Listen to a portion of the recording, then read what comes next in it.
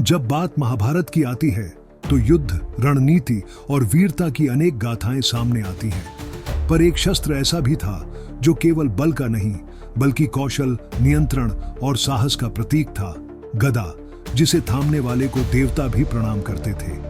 आज हम जानेंगे उन 8 महान गदाधारी योद्धाओं के बारे में जिन्होंने अपनी गदा से इतिहास रच दिया, धरती को हिला दिया और युद्ध भूमि में वीरता की मिसाल बन गए।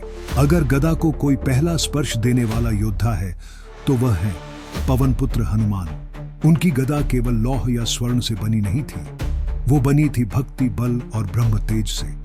हनुमान की गदा जब युद्ध भूमि में घूमती थी तो उसकी आवाज से ही शत्रु हार मान जाते थे। लंका दहन के समय उन्होंने अकेले पूरी राक्षसी सेना को गदा से ध्वस्त कर दिया। मेघनाद, अक्षय कुमार, अतिकाय, कई बलशाली राक्षसों को उन्होंने केवल गदा के एक ही प्रहार में परास्त किया। महाभारत में भी उनकी उपस्थिति रही। भीम जब अपने बल पर अभिमान करने लगे तो श्री कृष्ण की प्रेरणा से हनुमान ने मार्ग में बैठकर उन्हें विनम्रता का पाठ पढ़ाया। भीम उनकी पूंछ तक न हटा सके और तब जाना कि सच्चा बल केवल बाहुबल में नहीं, आत्मबल में भी होता है। हनुमान जो राम के सेवक और युद्ध के देवता बन गए। भीम नाम लेते ही गर्जना सुनाई देती है, ध्वनि गूंजती है और युद्ध की गंध आने लगती है। महाभारत के सबसे शक्तिशाली गदाधारी भीम का बल इतना था कि उसके प्रहार से हाथी मर जाए और उसकी चाल से धरती हिल उठे।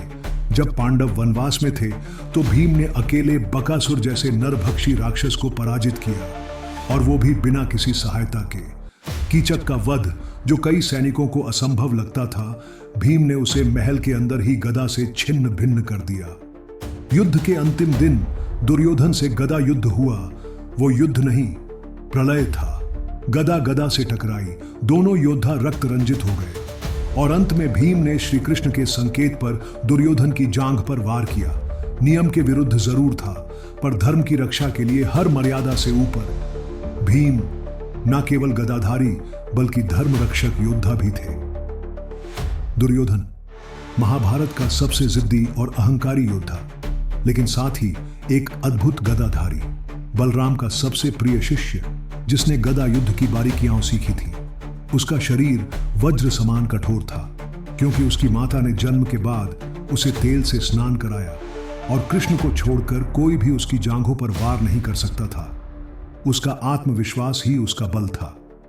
भीम से उसकी शत्रुता बचपन से थी और युद्ध तक चली। उसने कभी हार नहीं मानी, यहां तक कि जब अकेला था और पूरी कौरव सेना नष्ट हो चुकी थी तब भी उसने मृत्यु तक गदा उठाए रखी। दुर्योधन की गदा युद्ध में पकड़, संतुलन और आक्रमण की गति उसे एक अविस्मरणीय योद्धा बनाती है।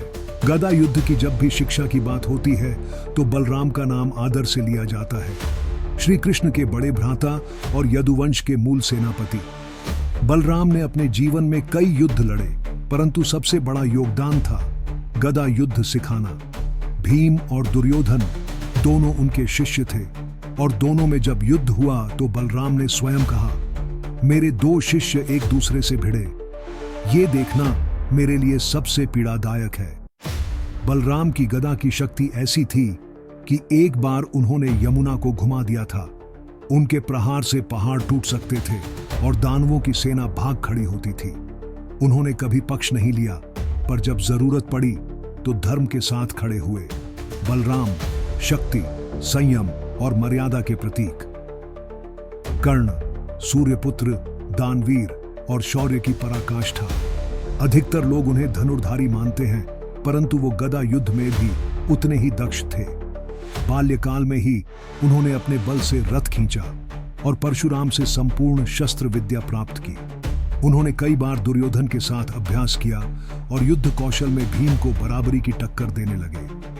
कर्ण की रणनीति इतनी सटीक होती थी कि वह गदा के हर वार को गणित की तरह सोचता था। शरीर की गति, दुश्मन की चाल और वार का प्रभाव, हर चीज पर उसकी गहरी नजर होती थी। यदि कभी भीम और कर्ण के बीच गदा युद्ध हुआ होता तो शायद युद्ध भूमि इतिहास की सबसे भयानक ध्वनि सुनती।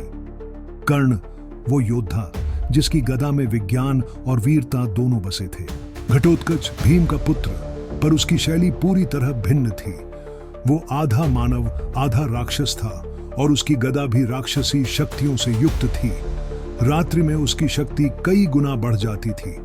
उसकी गदा जब शत्रु पर गिरती तो केवल हड्डियां ही नहीं, साहस भी टूट जाता था।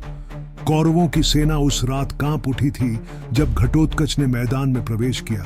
वह हवा में उड़ता, अचानक प्रहार करता और दुश्मनों को भ्रमित कर देता। कर्ण को अपनी वासवी शक्ति का उपयोग करना पड़ा, जो वो अर्जुन के लिए बचा कर रखे था। पर घटोत्कच की मृत्यु से पहले की तबाही इतनी भयंकर थी कि कौरव सेना बिखर गई थी। घटोत्कच गदा का मायावी योद्धा, जरासंध मगध का सम्राट और बल में भीम से भी बड़ा कहा जाने वाला योद्धा। उसकी शक्ति का अंदाजा इसी बात से लगाया जा सकता है कि श्री कृष्ण ने उससे सीधा युद्ध नहीं किया। जब पांडवों को राजसूय यज्ञ करना था तो जरासंध सबसे बड़ी चुनौती था।